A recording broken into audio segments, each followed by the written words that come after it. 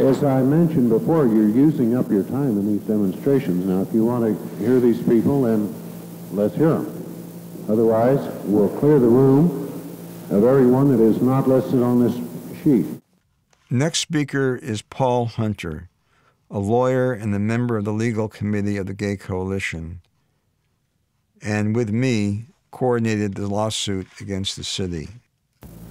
Mr. Cook, members of the council, I'm Paul Hunter. I'm an attorney. I live at 611 Harrison Street. The American Bar Association at its recent convention in August in Washington passed a proposal both by the House of Delegates as well as the General Convention encouraging legislatures to stay out of the area of enacting laws which regulate sexual or private conduct between individuals.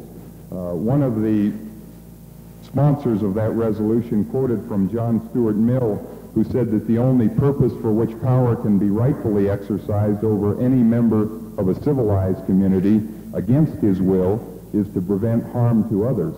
I seriously question whether the thrust or effect of this proposed bill will be in any way to enhance the quality of life in this city or for us as citizens. I think it's a bad bill. I think that your further consideration is demanded, and I would urge that you reject the bill as proposed. Next speaker is Liz Matthews, who later became a lawyer.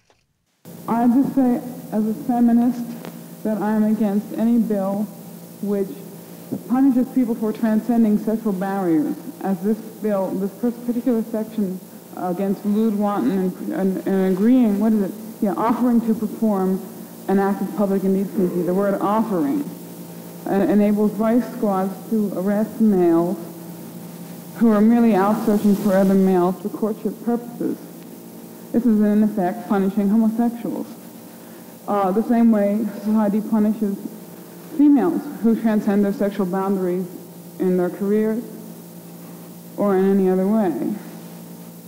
And therefore, as a feminist, I reject it. I think it's unconstitutional. Next speaker is Terry Mangan, one of the original 5 co-founders of the Gay Coalition and was chair of the political committee. Mr. President, members of the council, ladies and gentlemen, brothers and sisters, I think the issue has been dodged tonight.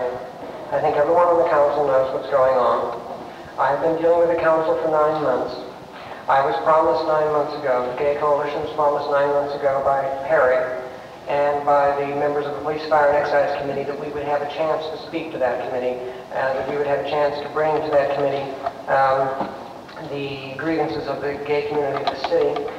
Councilman Cook, I believe you were there, and I believe if you have newspaper clippings from the Rocky Mountain News, the promise was repeated in the Rocky Mountain News at that time. I think the issue is the City Council has failed to accept its responsibility to the gay community. I think the issue is that you people are sitting here and you don't want to talk about it. You don't want to deal with it. You don't want to face it. You would rather not have to realize that we are the people that elected you. We are the people that you meet on the street. We are the citizens of Denver. This ordinance which you propose is nothing but an attempt on the part of the city and county's legal persons to try and clean up the ordinances which are even now being attacked by a lawsuit in the district court. This attempt is being made to try and maintain the old statutes, but to put them in cleaner language. Now, I think everyone here knows that. And you people who refuse to define these words, who refuse to define what is lewd, you come to us and say, well, I am quite confident that the police department is capable of making these decisions. I am quite confident that the police department has access to the city attorney and this sort of thing. Well, I would like to read to you some statements about what happens, how the police department enforces these things. Now, I do not expect that you will believe what I say. I do not expect that you would believe what a member of the Gay Coalition says, what a gay person stands up and says he's being persecuted. So I have taken the liberty to bring to you some statements which were written not by me, not by anyone in the Gay Coalition, not by anyone gay as far as I know, but written by the vice court officers themselves. These notes come to you through the courtesy of the City and County of Denver, the officer's notes. In one case, I will not read the name of the defendant because obviously these criminal types should not be bandied about. However, in the event that you do not believe what I am saying, I will give you the case number, and any of you can go downstairs tomorrow and find what I have said. In the matter of case number 3-3412, the police notes Terry refers to were from the arrest records we researched in the Denver clerk's office. This is a direct quote from the officer's notes. Schletter received complaint from a park employee. Salzman engaged in a conversation and asked, "Are you looking for a guy?" Salzman replied, "Yes." Defendant said he was not in the mood for sex. Salzman asked defendant, "What put him in the mood for sex?" Defendant says, "I like to give blowjobs," and was there arrested.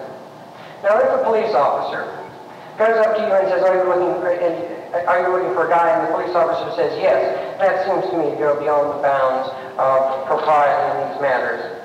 However, defendant engaged in the matter of case number 3-2-3-23529.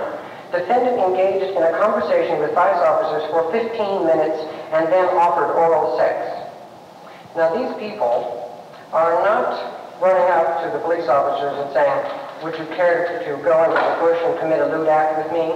These police officers are enticing these people, spending 15 minutes to try and get them to commit themselves. If you people on the city council consider this to be a lewd act, then I and all of us here are guilty of lewd acts. But I challenge how many of you have not been guilty of sitting in a bar and talking to a young lady for 15 minutes, hoping to get her to go with you somewhere. By wildly applauding Terry, our people defied President Cook's threat of arrest.